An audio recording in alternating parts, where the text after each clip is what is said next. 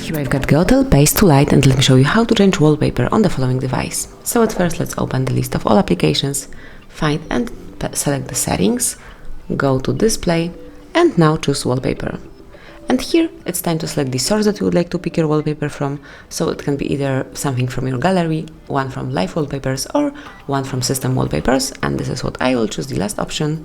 And now just select the picture that you would like to cover your screen with. As you can see, you've got plenty of possibilities here. And let me select this one. Now click on Set Wallpaper.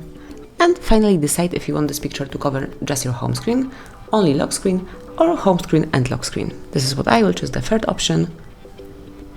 And as you can see, from now on this brand new picture is covering both your home screen and also your lock screen. So that would be all. This is how you can quickly and easily change wallpaper in your device. Thank you for watching. Please subscribe our channel and leave the thumbs up.